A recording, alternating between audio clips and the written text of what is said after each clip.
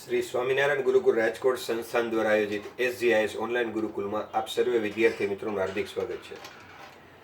મિત્રો, આપણે લાસ્ટ લેક્ચરમાં ધોરણ 12 ચેપ્ટર નંબર 4માં લેક્ચર નંબર 31નો આપણે અભ્યાસ કર્યો. અત્યારે આપણે લેક્ચર નંબર 32નો અભ્યાસ કરવા જઈ રહ્યા છીએ.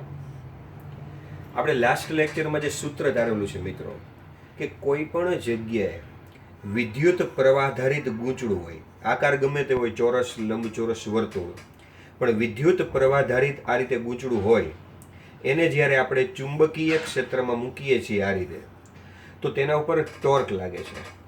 અને આ ટોર્કનું જે સૂત્ર છે એ સૂત્ર છે NIA સદિશ ક્રોસ B સદિશ, જેનું મૂલ્ય થાય છે ટોર્ક બરાબર NIAB સાઇન થીટા, જ્યાં થીટા એટલે A સદિશ તથા B સદિશ વચ્ચેનો ખૂણો.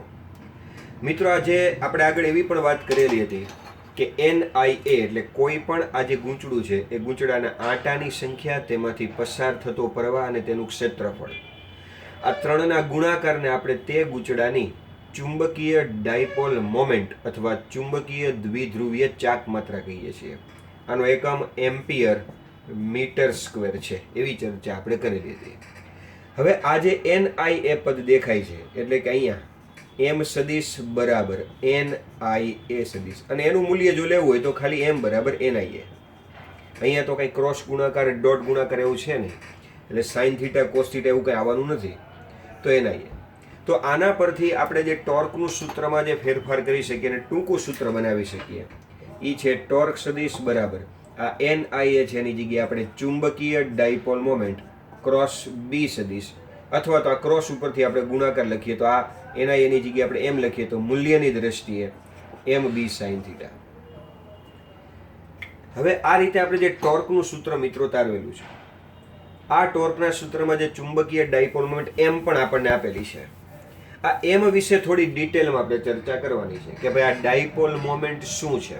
તો કે આપણે વાત કરીએ એમ NIA ત્રણ વસ્તુના ગુણાકારને આપણે આ રાશિને કહી દીધું ડાયપોલ મોમેન્ટ, ચુંબકીય ડાયપોલ મોમેન્ટ. પહેલા ચેપ્ટરમાં મિત્રો આ રીતે આપણે વિદ્યુત ડાયપોલ મોમેન્ટ પણ આવે છે. તો આપણે છે ને બંનેની સરખામણી પણ કરવાની છે, પણ થોડી હજી વાર છે અમુક લેક્ચર્સની. આપણે કે પ્રથમ ચેપ્ટરના ચોથા ચેપ્ટરને આપણે સરખાવશું, કમ્પ્લીટ ચેપ્ટરને સરખાવવાનું છે, પણ થોડાક સમય પછી. અત્યારે આપણે જે ડાયપોલ મોમેન્ટની વાત કરીએ છીએ, આની દિશા કઈ રીતે શોધવી, એનું મૂલ્ય તો આપણે NIA લઈ લીધું. તો કે આપણે વાત કરીએ A ની દિશા હોય ક્ષેત્રફળ સદિશની દિશા, એ જ M ની દિશા છે. રેડી? ક્ષેત્રફળ સદિશની દિશા ક્યાં હોય તો કે જે તે સમતલને લંબરૂપે હોય. કે દાખલા તરીકે આ એક સમતલ છે અત્યારે, તો સમતલને લંબરૂપે આ તરફ પણ હોય અને આ તરફ પણ હોય. હવે જે રીતે પ્રવાહ પસાર થતો હોય, તો આપણે વાત કરીએ એમ કે ધારો કે આ રીતે પ્રવાહ પસાર થતો હોય તો જમણા હાથની આંગળીઓ પ્રવાહની દિશામાં વાળી દે, અંગૂઠો જે તરફ રહે એ તરફ ક્ષેત્રફળ સદિશ લેવાનો આપણે. તો જે તરફ ક્ષેત્રફળ સદિશ છે એ તરફ M છે. બીજી એક રીતે હું તમને કહેવા જાઉં, આપણે વાત કરીએ એમ કે ભાઈ કોઈ પણ રિંગમાંથી ધારો કે પ્રવાહ પસાર થાય છે, તો આ રિંગ એ પોતાનું ચુંબકીય ક્ષેત્ર ઉત્પન્ન કરે છે. અને આપણે લાસ્ટ લેક્ચરમાં વાત કરીએ એમ કે આ ડાયપોલ તરીકે વર્તે છે. ડાયપોલ મીન્સ બે ધ્રુવ. હવે જે બે ધ્રુવ છે એટલે દ્વિધ્રુવી, નોર્થ અને સાઉથ. જેમ આપણે વાત કરી કે ગજિયા ચુંબક પાસે બે ધ્રુવ છે, નોર્થ અને સાઉથ. ઉત્તરથી ચુંબકીય ક્ષેત્ર નીકળે અને દક્ષિણમાં જાય, અહીંયા ઉત્તરથી નીકળે અને દક્ષિણમાં જાય, ઉત્તરમાંથી આ રીતે ચુંબકીય ક્ષેત્ર દક્ષિણમાં આવી રીતના પ્રવેશે. રેડી? તો આ રીતે જે ચુંબકીય ક્ષેત્ર આપણી પાસે છે, રિંગમાં પણ એવું થઈ શકે, ગૂંચળામાં પણ એવું પણ થઈ શકે. પણ એના નોર્થ અને સાઉથ આપણે કઈ રીતે શોધવા? તો કે એના માટે અત્યારે ટૂંકી હિન્ટ યાદ રાખો કે ધારો કે તમારી સામે એક રિંગ પડેલી છે, આ રીતે એક સામે રિંગ. આ ટૂંકી હિન્ટ યાદ રાખજો, કારણ કે અમુક વસ્તુ રૂબરૂમાં જ શક્ય છે. હજી ઘણી બધી શોર્ટકટ અને ટિક સ્ટેપની છે JEE નીટને લગતી, તો એ આપણે વિડીયો લેક્ચરમાં નહીં આપી શકીએ. એટલે અત્યારે આપણે ચેપ્ટર થરોલી ભણી લઈએ છીએ. અમુક ટેકનિક આપણે ટ્રાય કરીને બાકી જ રાખેલી હોય છે, જે વિડીયો લેક્ચરમાં આપણે દર્શાવી શકતા હોતા નથી. તો જ્યારે તમે રૂબરૂ આવશો સ્કૂલે, ત્યારે આખું ચેપ્ટર ફરી પાછું રિવાઇઝ કરી અને 1-1.5 કલાકની અંદર જે વસ્તુઓ GNET માટે એકદમ સરસ મજાની શોર્ટકટ છે કે જે આપણે વિડીયો લેક્ચરમાં ન સમજાવી, 1-1.5 કલાકમાં આપણે કમ્પ્લીટ કરવાની છે ત્યાં, અને થઈ જશે. ઘણી બધી શોર્ટ ટેકનિક્સ છે. અત્યારે મુખ્ય મુદ્દાઓ જે આપણે ભણવાના છે વિડીયો લેક્ચર્સમાં, જે થઈ શકતું હોય કે ભાઈ અત્યારે અહીંથી જોતા ધારો કે રિંગમાં પ્રવાહ જે છે સમઘડી પસાર થાય છે. તમારી સામેથી તમે જુઓ છો તો આમ સમઘડી પ્રવાહ પસાર થાય છે. એટલે કે ધારો કે આ રીતે પ્રવાહ પસાર થાય છે, એટલે સમજો કે આમ પ્રવાહ ગયો અહીંથી આ તરફ અને અહીંથી આ તરફ પ્રવાહ ગયો, આ સમઘડી પ્રવાહ પસાર થાય છે.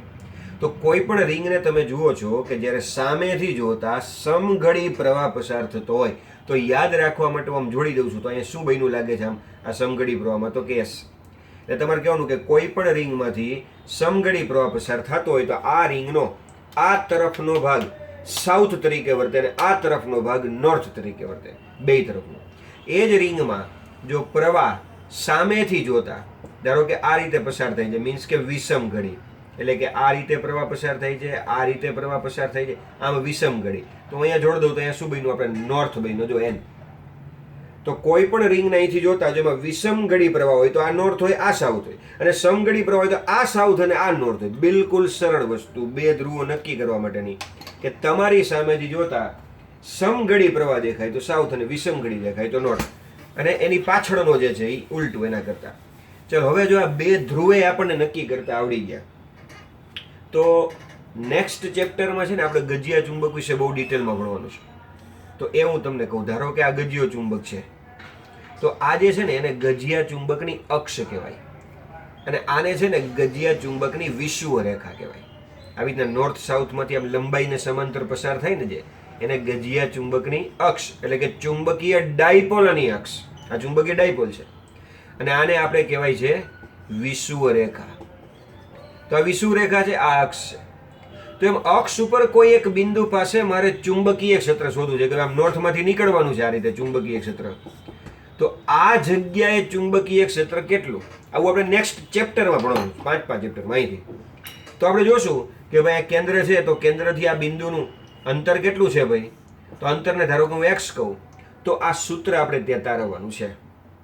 હવે આપણે એવું વસ્તુ વિચારી કે જો આવું આપણે 5મા ચેપ્ટરમાં ભણવાના છીએ, તો આ જે રીતે ડાયપોલ છે નોર્થ અને સાઉથ, તો ધારો કે અહીંયા હું રિંગ ગોઠવું છું, એને હું આ તરફથી જોતા આ રીતે રિંગ ગોઠવી છે, આ રીતે. તો આ તરફથી જોતા એમાં સમઘડી પ્રવાહ પસાર થાય છે, તો આ ધ્રુવ સાઉથ બને, આ બાજુનો ધ્રુવ નોર્થ બને. તો આ ડાયપોલ થઈ ગઈ. તો પછી આ જે રિંગની અક્ષ હોય એને પણ ડાયપોલની અક્ષ કહેવાય. એટલે કે આના જેવું જ થયું, આ ડાયપોલની અક્ષ, જેમ ગજિયા ચુંબકની અક્ષ છે. અને એમાં પણ હું કોઈ આ બિંદુ પાસે પૂછું કે ભાઈ અહીંથી x અંતરે ચુંબકીય ક્ષેત્ર શોધો, તો ભૌતિક રીતે આ વાત બંને એક જ થઈ. આ ફેર એટલો છે કે આ ગજિયો ચુંબક છે, એટલે નોર્થ અને સાઉથ વચ્ચેનું અંતર વધુ છે. આ રિંગ છે તો નોર્થ અને સાઉથ નજીક છે. પણ વાત તો એ જ થઈ, આ ડાયપોલ છે, આ ડાયપોલ છે. આની અક્ષ ઉપર પણ ચુંબકીય ક્ષેત્ર શોધી શકાય, આની અક્ષ ઉપર પણ શોધી શકાય. એ રીતે વિષુવ રેખા નહીં આવશે, પણ અત્યારે માત્ર આના ઉપર ફોકસ કરવાનું છે. આ તો નેક્સ્ટ ચેપ્ટરની વાત છે. તો અત્યારે સપોઝ આવું એક સૂત્ર આપણે તારવવું છે કે ભાઈ આને એક ડાયપોલ તરીકે લઈએ અને અહીંથી x જેટલા અંતરે. હવે તમને તો ખબર છે આ વસ્તુ તો આપણે આ ચેપ્ટરમાં જ ભણી ગયા છીએ. આ તો એક રિંગ છે અને રિંગની અક્ષ ઉપર x અંતરે સૂત્ર આપણે ભણી ચૂક્યા છીએ કે b બરાબર μ0 NIR² છેદમાં 2 R² plus x² rays two 3/2. આ રિંગની અક્ષ ઉપર, આ રિંગ જ થઈ, આ રિંગની અક્ષ ઉપર જ થઈ. પણ હવે આપણને ખબર પડી કે જે રિંગની અક્ષ છે એ આ રીતે ચુંબકીય ડાયપોલની અક્ષ પણ ગણાય, કારણ કે રિંગ એટલે ડાયપોલ જ થઈ. એવી અત્યારે આપણને ખબર પડી. હવે આ n છે એટલે આટાની સંખ્યા છે. અત્યારે મેં એક રિંગ લીધી હોય તો આટાની સંખ્યા n બરાબર 1 લખવાનું, તો આપણે n ન લખાઈએ. પણ આ સૂત્ર આપણે ભણી ચૂક્યા છીએ રિંગની અક્ષ ઉપર x અંતરે. એ પણ ભણી ચૂક્યા છીએ કે જો આ બિંદુ ખૂબ દૂરનું બિંદુ હોય, એટલે કે આ રિંગની ત્રિજ્યાની સરખામણીમાં આ x ખૂબ જ મોટું હોય, એટલે કે x ની કિંમત આ ત્રિજ્યાની સરખામણીમાં મોટી હોય, તો તમને ખબર છે આ સૂત્રમાં આપણે ત્રિજ્યાને અવગણતા હતા. અને x² 3/2 માં 2 2 કેન્સલ કરો, તો દૂરના બિંદુએ જ્યારે આપણે સૂત્ર લખવા જાય છે તો μ0 NIR² અંશમાં એમને મળીએ છે અને છેદમાં 2x³ આવું સૂત્ર આપણને મળે છે. આ રિંગની અક્ષ ઉપર કોઈ પણ બિંદુનું સૂત્ર, આ દૂરના બિંદુનું સૂત્ર. તો ચાલો એના ઉપરથી આપણે શું કરવું છે, આ સૂત્ર ખ્યાલ જ છે આપણને. હવે હું તમને જરાક સ્વરૂપ ચેન્જ કરું છું. સ્વરૂપ એવી રીતે ચેન્જ કરું છું કે આ રિંગની અક્ષ ઉપર દૂરના બિંદુએ છે, પણ હવે તો ખબર પડી કે ભાઈ રિંગની અક્ષ એ ડાયપોલની અક્ષ છે. તો ડાયપોલની અક્ષ ઉપર મારે જોતું હોય તો આ રીતે, તો ડાયપોલ આવે એટલે ડાયપોલ મોમેન્ટ આવે, તો સૂત્ર આ જ રહેશે મિત્રો. પણ આમાં મારે છે ને આ કોઈક રીતે ડાયપોલ મોમેન્ટ લાવવી છે આની અંદર. તો ડાયપોલ મોમેન્ટ હું કઈ રીતે લાવી શકું અહીંયા? તો કે ડાયપોલ મોમેન્ટ એટલે NIA. તો આમાં જુઓ તો તમને કે NIA દેખાય છે, તો કે N દેખાય છે, I દેખાય છે, A એટલે ક્ષેત્રફળ. આ રિંગનું ક્ષેત્રફળ. તો રિંગનું ક્ષેત્રફળ ન દેખાતું, પણ જો R² દેખાય છે ત્રિજ્યા, એક પાઈ ખૂટે છે. કદાચ આ સૂત્રને આપણે આ રીતે B બરાબર μ0 N I R² છેદમાં 2x³ આ રીતે છે આ સૂત્ર. એને આપણે પાઈ વડે ગુણીએ અને પાઈ વડે ભાગીએ. આવું જો આપણે કરીએ તો શું થઈ જશે? તો કે તમે જોઈ શકો છો કે આ પાઈ R² એટલે શું થઈ જશે? ક્ષેત્રફળ A. અને એ જો એ થઈ જાય તો NIA એટલે ડાયપોલ મોમેન્ટ, તો થઈ ગયો NI અને ક્ષેત્રફળ એટલે કે આટલા ભાગની જગ્યાએ NI અને A એટલે પાઈ R². તો એની જગ્યાએ આપણે ડાયપોલ મોમેન્ટ મૂકી શકીએ. તો આ સૂત્ર થઈ જાય B બરાબર μ0. પછી આની જગ્યાએ આપણે લખીએ ડાયપોલ મોમેન્ટ એમ અને છેદમાં 2πx². તો આ સૂત્ર જે તૈયાર થયું મિત્રો એ આ જ છે. આ રિંગની અક્ષ ઉપર x અંતર હતું કે જ્યાં x ની કિંમત ત્રિજ્યા કરતા મોટી છે. આ રિંગની અક્ષ ઉપર x અંતરે આ એ જ વસ્તુ થઈ, પણ રિંગને હવે આપણે ડાયપોલ ગણી. તો એ સૂત્ર આપણે ડાયપોલ મોમેન્ટના સ્વરૂપમાં લખ્યું, ખાલી પાઈ વડે ગુણીને ભાગ્યું આ સૂત્રને. હજી એક કામ પણ કરી શકીએ આપણે અહીંયા. આપણને એમ થાય હવે શું કામ કરીએ છીએ ને, એ હમણાં પહેલા ચેપ્ટર સાથે હું સરખાવીશ ત્યારે ખબર પડશે કે ભાઈ આ શું કામ સ્ટેપ કરી છે. કે ભાઈ હું અહીંયા 2 વડે ગુણું છું ને 2 વડે ભાગું છું. એક આવું કરવું છે આપણે. ઘણી વખત વિદ્યાર્થી વિચારે પણ હમણાં આપણે પહેલા ચેપ્ટર સાથે સરખાવશું એટલે આઈડિયા આવી જશે શું કામ આવું કરીએ છીએ. આવું કરવાથી હવે આ સૂત્ર મિત્રો આ રીતે મળશે કે 2μ0m, આ 2 વડે ગુણ્યા એટલે 2μ0m, અને આ 2 × 2 એટલે 4πx³. તો અપોન થઈ જશે 4πx³. તો આ સૂત્ર કયો કે આ કે પછી આ બધા સૂત્રો એક જ છે કે જે રિંગની અક્ષ ઉપર આપણને એટલે કે ડાયપોલની અક્ષ ઉપર x અંતરે, પણ યાદ રાખજો અહીંયા x ની કિંમત આપણે દૂરના બિંદુએ લીધી છે, મોટી લીધી છે r કરતા. તો આ સૂત્ર આપણે લેશું. હવે જો શું કામ આ કર્યું ને ખાલી અત્યારે હિન્ટ તરીકે બતાવું છું. બાકી આપણે એ 5મું ચેપ્ટરમાં ચાલશે, 4થું અને પહેલા બીજા સાથે હું બધી સરખામણી કરીશ ને ત્યારે આખું ક્લિયર થશે. આ ચુંબકના ચેપ્ટર એવા છે કે કોઈ પણ એક ચેપ્ટર સ્વતંત્ર નથી. પહેલું, બીજું, ચોથું, 5મું ચારે એકબીજા સાથે એટલી ગાઢ રીતે સંકળાયેલા છે. જેમ કે હું તમને સાદું ઉદાહરણ આપું ને, આ μ0/4π છે ને એ એક અચળાંક છે અત્યારે. હવે એ જ અચળાંક છે ને પ્રથમ ચેપ્ટરમાં જશો ને એટલે અચળાંક કે થઈ જશે પ્રથમ ચેપ્ટરમાં. એટલે આપણે એમ યાદ એ બધું કરાવીશ જ હું. અને આ બધી જ આખી વિદ્યુતની ચુંબકની સરખામણી કરશું અત્યારે માત્ર સમજવા માટે કે આ શું કામ 2 વડે ગુણ્યા ભાગ્યા. તો કે અહીંયા જેમ ચુંબકના ચેપ્ટરમાં μ0/4π આવશે એમ વિદ્યુતના ચેપ્ટરમાં એક કે આવશે. વિદ્યુતના ચેપ્ટરમાં શું આવશે? આ કે. અહીંયા μ0/4π એટલે આપણે છે ને આની જગ્યાએ કે લખશું. પછી આ કોણ છે? આ ચુંબકીય ડાયપોલ મોમેન્ટ. અહીંયા આવશે આ જ રીતે વિદ્યુત ડાયપોલ મોમેન્ટ P. એટલે આપણે આની જગ્યાએ આપણે કે લખશું. ધારો કે કે આની જગ્યાએ આપણે વિદ્યુત ડાયપોલ મોમેન્ટ લખશું, જેમાં ચુંબકીય ડાયપોલ મોમેન્ટ છે વિદ્યુત ડાયપોલ. અને આ અંતર x છે તો x નો ઘન એમનેમ રાખશું અને આ બગડો છે એમનેમ રાખશું. પણ હવે શું થઈ જશે? તો કે આ વસ્તુ હતી એ ચુંબકની છે, આ મેં મૂક્યું 2 એ વિદ્યુતનું છે. એટલે ચુંબકીય ક્ષેત્ર નહીં, વિદ્યુત ક્ષેત્રનું આવું સૂત્ર બની જશે. આના જેવું જ કે અચળાંકની જગ્યાએ કે, ચુંબકીય ડાયપોલ મોમેન્ટની જગ્યાએ વિદ્યુત ડાયપોલ મોમેન્ટ, અને 2 અને અંતરનો ઘન એમને રાખશું. તો આ જેમ ચુંબકીય ડાયપોલની અક્ષ ઉપર સૂત્ર છે, સ્વાભાવિક છે કે આ વિદ્યુત ડાયપોલની અક્ષ ઉપર સૂત્ર બની જશે. હવે આટલું સમજાયું, હિન્ટ આપી છે થોડીક, બાકી ડિટેલમાં સમજાવવાનું છે. તો એટલી હિન્ટ એ આપી દઉં કે વિદ્યુત ડાયપોલ કેવી હશે. તો કે હમણાં મેં ગજિયો ચુંબક કેમ બનાવ્યો હતો? તો કે નોર્થ સાઉથ આ એની અક્ષ, અને અહીંયાથી અહીંયા સુધી એના અક્ષ ઉપર x અંતરે આ બિંદુ પાસે સૂત્ર મને આ રીતે મળે. તો મારે ખાલી આટલો જ ફેરફાર કરવાનો રહેશે મિત્રો કે નોર્થ સાઉથ થી ચુંબકના ધ્રુવ છે, પણ હું +q -q મૂકી દઈશ. ધન વિદ્યુત ભાર ઋણ વિદ્યુત ભાર. આ ધન ધ્રુવ આ ઋણ ધ્રુવ, 2 ધ્રુવ ડાયપોલ દ્વિધ્રુવી. હવે વિદ્યુત ડાયપોલ થઈ ગઈ. હું નોર્થ સાઉથ લખું તો ચુંબકીય ડાયપોલ થઈ, આ ધન ઋણ લખું તો વિદ્યુત ડાયપોલ. તો સેમ વસ્તુ આ વિદ્યુત ડાયપોલની અક્ષ થઈ ગઈ. ત્યાંથી અહીંયા સુધી x અંતરે સૂત્ર, તો કે આ મળી ગયું આપણને, આના જ ઉપરથી બનાવ્યું. તો આવો ફેરફાર છે ને આખો પહેલો, બીજું, ચોથું, 5મું ચેપ્ટર ખૂબ ગાઢ રીતે સંકળાયેલું છે. પણ એ આપણે કરતા જ જશું, એવી કોઈ ચિંતા કરવાની જરૂર નથી. અત્યારે આમાં જે કરાવવામાં આવે લેક્ચર નંબર 32માં એ જ તમારે જોવાનું છે. બહુ વિશેષ કોઈ માહિતી અત્યારે જોવાની જરૂર નથી. રેડી? તો ચાલો અહીંયા આપણે એક સૂત્ર કમ્પ્લીટ કર્યું, ચુંબકીય ડાયપોલ મોમેન્ટ વિશેની આપણે વાત કરી. હવે આપણે ચુંબકીય ડાયપોલ મોમેન્ટ વિશે આગળ વાત કરીએ કે ઘણી વખત હવે એટલી તો સમજાઈ ગઈ કે જ્યાં જ્યાં પ્રવાહ હશે ને, કોઈ પણ આવી જગ્યાએ પ્રવાહ પસાર થતો હશે એ ડાયપોલ તરીકે વર્તવાનું છે, કારણ કે સમઘડી તો સાઉથ, વિષમઘડી તો નોર્થ, પાછળ બીજો ધ્રુવ હશે તો એ ડાયપોલ તરીકે વર્તશે. એટલે જ્યાં પ્રવાહ હશે એ ડાયપોલ હશે, ડાયપોલ હશે ત્યાં મોમેન્ટ હશે, ડાયપોલ મોમેન્ટ. એટલી વસ્તુ ક્લિયર થઈ ગઈ. તો આપણને એ પણ વિચાર આવે કે ઘણી વખત પરમાણુની જો વાત કરીએ અંદરના કિસ્સામાં, તો પરમાણુની આસપાસ કક્ષામાં ઇલેક્ટ્રોન ફરે છે. હવે તમને ખબર છે ઇલેક્ટ્રોન જે ફરે છે, ઇલેક્ટ્રોનની જે ગતિ છે એ પ્રવાહ તો છે, તો ત્યાંય પ્રવાહ છે, તો ત્યાંય ડાયપોલ થયું, ત્યાં પણ ડાયપોલ મોમેન્ટ મળવી જોઈએ. તો હવે આપણે એના વિશે ચર્ચા કરી લઈએ અત્યારે.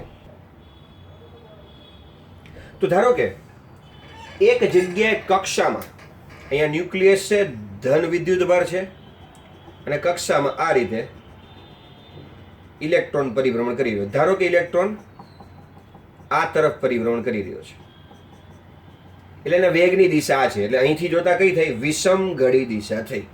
આ ઇલેક્ટ્રોન છે ઋણ વિદ્યુત ભારિત છે, ઇલેક્ટ્રોન માઇનસ આપણે લખી નાખીએ છીએ. આ ન્યુક્લિયસી ગણી એટલે આ કક્ષાની ત્રિજ્યા બનશે આપણને. હવે આપણને એવો વિચાર આવે કે અહીંયા ઇલેક્ટ્રોન આ રીતે ધારો કે v જેટલા વેગથી, જો રેખીય વેગ બોલવું હોય તો ધારો કે રેખીય વેગ આપણે v લખીએ અને કોણીય વેગ એ આપણે ઓમેગા લખીએ. તો એક ઇલેક્ટ્રોન આ રીતે પરિભ્રમણ કરે છે, ચાલો સતત વેગથી. ઇલેક્ટ્રોનની ગતિ એટલે વિદ્યુત પ્રવાહ. પણ તમને ખબર છે ઇલેક્ટ્રોન જે બાજુ પરિભ્રમણ કરતો અહીંયા વિષમ ઘડી, તો પ્રવાહ એના કરતા ઉલટું એટલે કે સમઘડી. તો અત્યારે જો અહીંયા વિદ્યુત પ્રવાહની દિશા લેવાની થશે તો એ આપણે આ રીતે સમઘડી દિશામાં પ્રવાહ લેશું. તો આપણે આના જેવું જ થયું કે ચાલો અહીંયા એક રિંગ છે, રિંગમાંથી પ્રવાહ પસાર થાય છે, પ્રવાહ અહીંથી સમઘડી છે, તો આ જ થયું. આ એક રિંગ થઈ ગઈ, આ પ્રવાહ થઈ ગયું, આ સમઘડી થઈ ગયું. તો જેમ આ એક ડાયપોલ છે એમ આ પણ એક ડાયપોલ છે. તો હમણાં જ વાત કરી કે સમઘડી પ્રવાહ પસાર થતો હોય તો આ ધ્રુવ સાઉથ બને, પાછળ ધ્રુવ નોર્થ બને. તો અત્યારે આ કક્ષામાં જે ઇલેક્ટ્રોન પરિભ્રમણ કરે છે તેમાં આ સાઉથ બન્યું, આ નોર્થ બન્યું. હવે મેં તમને એક નિયમ તો સમજાવ્યો છે, ડાયપોલ મોમેન્ટના હજી બીજા 2 નિયમો સમજાવ્યું છે, ટોટલ 3 નિયમ થશે. પણ એ પછી અત્યારે એક જ નિયમ યાદ રાખો, કઈ રીતના રહેવાય ડાયપોલ મોમેન્ટની દિશા. યાદ કરો ડાયપોલ મોમેન્ટનું સૂત્ર શું છે? m બરાબર NIA. જે દિશામાં એ દિશામાં m. એ કઈ રીતે નક્કી કરવાનો? મેં કહ્યું કે જમણા હાથની આંગળીઓને પ્રવાહની દિશામાં વાળવાની. તો અત્યારે પ્રવાહ સમઘડી છે અહીંથી, તો એ સમઘડી દિશામાં આ રીતે વાળું તો અંગૂઠો અંદર તરફ જાય, એટલે અહીંથી અંદર તરફ આ ડાયપોલ મોમેન્ટની દિશા થઈ. હવે અત્યારે એક કામ કરવું છે, આ છે ને આપણે ઇલેક્ટ્રોન વિશે ભણી છે, રિંગ વિશે નહીં. એટલે હું થોડુંક નામ ફેરવી નાખું એટલે શું થાય, નામ આવે ને તો આપણને ખબર પડે કોની વાત છે. અહીંયા જેમ આપણે બોલતા હતા ચુંબકીય ડાયપોલ મોમેન્ટ, આ રિંગ વખતે રિંગમાં પ્રવાહ પસાર થતો હોય કે ગૂંચળામાં થતો હોય, ચુંબકીય ડાયપોલ મોમેન્ટ, ચુંડાપોમો. તો અહીંયા બોલાય તો એ ચુંબકીય ડાયપોલ મોમેન્ટ. પણ આપણે એક કામ કરી, ઇલેક્ટ્રોન કક્ષામાં ફરે છે એટલે આપણે બોલીએ કક્ષીય ચુંબકીય ડાયપોલ મોમેન્ટ. એટલે ખ્યાલ આવે કક્ષીય અથવા ઇલેક્ટ્રોનની એવું કંઈ આગળ બોલીએ એટલે ઇલેક્ટ્રોનની વાત જે ખબર પડે. અને જ્યારે આપણે કક્ષીય કે ઇલેક્ટ્રોનની વાત કરીએ તો આપણે કામ કરી સંકેત એમ ની બદલે છે ને આપણે મ્યુ કરી નાખી છે. અત્યારે આપણે સંકેત મ્યુ તરીકે ઉપયોગમાં લેશું. અને બાજુમાં છે ને હું એલ લખીશ. એલ છે ને કોણીય વેગમાન નથી. શું કામ લખું એ સમજાવું પછી. પણ કક્ષીય ચુંબકીય ડાયપોલ મોમેન્ટમાં નામ ફેરવી નાખ્યું, આ એમ ની બદલે સંકેતમાં શું કરી નાખ્યું? મ્યુ. બાકી વસ્તુ એ જ છે એના. તો ચાલ આ રીતે પ્રવાહની દિશામાં આપણે આંગળીઓ વાળી એટલે અંગૂઠો અંદર તરફ ગયો. એટલે યાદ રાખજો ડાયપોલ મોમેન્ટ અંદર તરફ છે, કક્ષીય ચુંબકીય ડાયપોલ મોમેન્ટ અંદર તરફ છે. રેડી?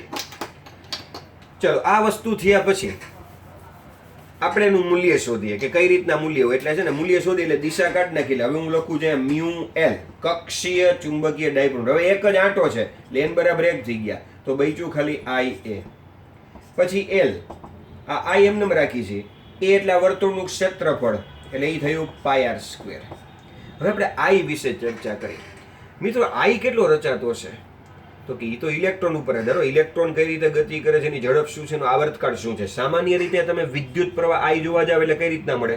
તો કે I એટલે E/T. આ રીતના તમને જોવા મળે. આ T એટલે શું છે? તો કે ઇલેક્ટ્રોનને એક વર્તુળ પૂરું કરવા માટે લાગતો સમય છે, એટલે કે શું છે? આવર્તકાળ છે. તમે ફ્રીક્વન્સીના સ્વરૂપમાં પણ લખી શકો તમે વેગના સ્વરૂપમાં પણ લખી શકો. આવી રીતે લગભગ 4 સૂત્ર બીજા બને, પણ મેં કીધું એ બધું જી નીટના જે આપણે શોર્ટકટ લેશું ત્યારે લેશું. પણ અત્યારે એટલું યાદ રાખો કે ધારો કે ઇલેક્ટ્રોન અત્યારે એક પરિભ્રમણ કરે છે, તેનું વેગ શું થાય? તો વેગ એટલે અંતરના છેદમાં સમય. અંતર એટલે એક પરિઘ. ઇલેક્ટ્રોન આ એક પરિભ્રમણ પૂરું કરે એટલે પરિઘ જેટલું અંતર કાપે એટલે 2πr છેદમાં સમય. હવે હું સમયને કરતા બનાવું t ને, તો 2πr છેદમાં v. તો આ t ની કિંમત અહીંયા લખીએ આપણે, તો i નું સૂત્ર શું મળ્યું? e/t હતું, એની બદલે t અહીં છેદમાં લખું 2πr/v ઉપર જશે એટલે ev/2πr. તો i નું આ સૂત્ર ev/2πr, કે કોઈ એમ કે ઇલેક્ટ્રોન પરિભ્રમણ કરે છે તો ઇલેક્ટ્રોન વડે પ્રવાહ કેટલો રચાણો, ઇલેક્ટ્રોનની ગતિ થઈ, પ્રવાહ કેટલો, તો કે આટલો, ev/2πr. એ કિંમત આપણે અહીંયા લખીએ. તો કઈ રીતના લખ્યું? એના એમાં n બરાબર આપણે 1 કર્યા, i ની જગ્યાએ આપણે પેલું લખી છે ev/2πr અને એની જગ્યાએ લખી છે πr². તો ચાલો μl બરાબર i ની જગ્યાએ લખી છે ev/2πr, અહીંયા πr² છે જ, તો આપણે છેદ ઉડાડીએ તો હવે i બરાબર શું બચ્યું? તો કે પાઈ કેન્સલ, એક r કેન્સલ, તો શું બચ્યું? EVR/2. તો અહીંયા આપણી પાસે ડાયપોલ મોમેન્ટનું સૂત્ર જે છે μl બરાબર EVR/2, આવું કંઈક બચ્યું અત્યારે. EVR એક r કેન્સલ થયા છે અને છેદમાં 2. તો અત્યાર સુધી આપણને ડાયપોલ મોમેન્ટનું સૂત્ર આ ખબર હતી એના. હવે જો નવું સૂત્ર આવ્યું ડાયપોલ મોમેન્ટ, પણ આ કેવી? કક્ષીય ચુંબકીય ડાયપોલ મોમેન્ટ, ઇલેક્ટ્રોન માટે કક્ષીય. આ એના રિંગ અને આટા માટે. આ છે EVR/2, એ ઇલેક્ટ્રોન જ્યારે કક્ષામાં પરિભ્રમણ કરતો હોય તો એના માટે છે. અહીંયા આઈ ભૂસાઈ ગયું છે એટલે આપણે જરા સરખું લખી નાખી કે આ વિદ્યુત પ્રવાહ છે, આ EVR/2. તો આ રીતે આપણને ચુંબકીય ડાયપોલ મોમેન્ટનું એક બીજું સૂત્ર મળ્યું. હવે આમાં ઇલેક્ટ્રોન કંઈક દળ ધરાવતો હોય, ઇલેક્ટ્રોનના દળને આપણે me ગણતા હોય, તો આપણે આ સૂત્રમાં, જો આ સૂત્ર યાદ રાખવાનું જ છે, પણ આ સૂત્રમાં હજી એક ફેરફાર રૂપે આવું કરીએ. આ કોણ છે? મનમાં બોલતા જ એટલે ખબર પડે. આ કોણ છે? કક્ષીય ચુંબકીય ડાયપોલ મોમેન્ટ, EVR/2 આવી રીતના છે. હવે આપણે શું કરીએ છીએ તો કે ઇલેક્ટ્રોનના દળ, માસ ઓફ ઇલેક્ટ્રોન જે છે me, એના વડે ગુણીએ અને એના વડે ભાગીએ, me આ રીતે. હવે આવું શા માટે કર્યું? તો કે જો અહીંયા આપણે રફ કામ કરીએ છીએ તો રફ કામમાં એ જોઈ mvr, તમને ખબર છે અત્યારે શોર્ટમાં સમજાવું તો mv એટલે કોણ? વેગમાન. તો યાદ રાખો mvr ત્રિજ્યા મૂકો ને ભેગું એટલે એ થઈ જાય કોણીય વેગમાન. યાદ કરો ચેપ્ટર ધોરણ 11માં કે કોણીય વેગમાન તમારે જોતું હોય, જેમાં p સદિશ બરાબર mv સદિશ છે, એમ સદિશના સ્વરૂપમાં જોતું હોય તો યાદ કરો r ક્રોસ p, આવું કંઈક આવતું હતું તમને. r ક્રોસ p એટલે કોણીય વેગમાન. ન યાદ હોય ને મિત્રો તો ચિંતા ન કરો, મૂંઝાવમાં. અત્યારે માત્ર એટલું યાદ રાખો, mv એટલે રેખીય વેગમાન, mvr એટલે કોણીય વેગમાન. જો યાદ છે તો બહુ સારું જ છે. તો અત્યારે એ વસ્તુ એટલા માટે હું તમને યાદ અપાવું છું કે અહીંયા જ્યારે આપણે EVR/2 મૂક્યું, i ની કિંમત મૂકીને છેદ ઉડાડ્યા અને m વડે જ્યારે ગુણ્યું, આ જે કણ પરિભ્રમણ કરતો હોય એનું દળ મૂકવું પડે. તો આ જે ગુણાકાર છે mvr, એ થયો કોણીય વેગમાન. તો હું કોણીય વેગમાન લખી શકું. હવે આ સૂત્ર એવું થયું ml. કોણ છે આ?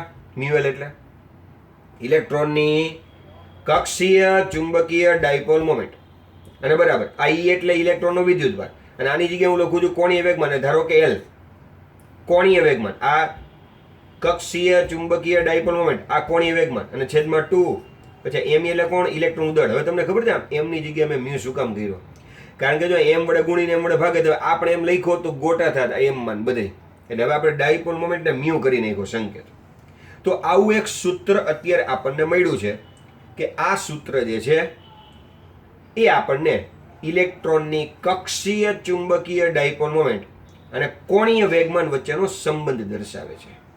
હવે આમાં આપણે હવે થોડી દિશા શોધવાની છે, થોડા MCQ ને લગતા શોર્ટકટ જોવાના છે, એ બધું જોવાના છે. તો એ આપણે જોશું લેક્ચર નંબર 33માં, કારણ કે વિડીયોની લેન્થ પણ આપણે જોવી પડશે.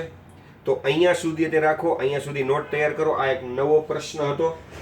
આ પ્રશ્ન એવી રીતે હોય કે ભાઈ ન્યુક્લિયસની ફરતે પરિભ્રમણ કરતા ઇલેક્ટ્રોનની ચુંબકીય ડાયપોલ મોમેન્ટ અથવા કક્ષીય ડાયપોલ મોમેન્ટ અને ઇલેક્ટ્રોનના કોણીય વેગમાન વચ્ચેનો સંબંધ તારવો, એવી રીતના હોય. પણ હજી થોડોક પ્રશ્ન બાકી છે. અહીંયા આપણે નિશાનીઓ બધું લેવાનું છે. તો આપણે લેક્ચર નંબર 33માં જોઈએ છીએ. ત્યાં સુધી સરસ મજાની નોટ બનાવી અને રોજે રોજનું મહેરબાની કરીને કરતા જાઓ. કોઈ પણ પ્રકારનો જો ડાઉટ્સ હોય તો મને ડાઉટ્સના ગ્રુપમાં મૂકો. કદાચ ઓન ધ સ્પોટનો જવાબ ન આપી શકું, ટાઈમની ખેંચાખેંચ હોય, તો મને ખ્યાલ જ હોય. ગઈકાલે એક વિદ્યાર્થીએ પ્રશ્ન પૂછેલો છે જેના સંકલનના સ્ટેપ, તો એ પણ મને ખ્યાલ છે, એનો જવાબ પણ આપીશ. સંકલનના સ્ટેપમાં છે કાંઈ નહીં મિત્રો, ખાલી સંકલન કરીને ઉપલી અને નીચલી લિમિટ મૂકવાની છે. પણ ક્યારેક કોઈ વિદ્યાર્થીને એ વસ્તુ સ્કીપ થઈ ગઈ તો ન આવડે, તો એ ડાઉટ સોલ્યુશન હું અલગથી મને જરાક સમય મળે હું કરીશ જ. અત્યારે આ લેક્ચર નંબર 32 જોઈ લો અને સરસ મજાની મહેનત કરો, બિલકુલ આળસ ન રાખો.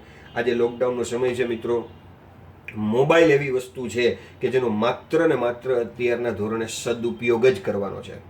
લેક્ચર જોવા માટે ઉપયોગ કર્યો, નોટ લઈ અને આ બધી જ વસ્તુની પ્રિપેરેશન કરો મિત્રો. કોઈ પણ પ્રકારની યુટ્યુબ, ફેસબુક, ટેલિગ્રામ, વોટ્સઅપમાં સમય બરબાદ કરશો નહીં.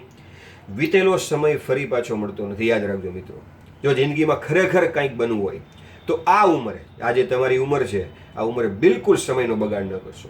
મોબાઈલ અને આ સોશિયલ મીડિયા તો બિલકુલ સમય બગાડનારી વસ્તુ છે.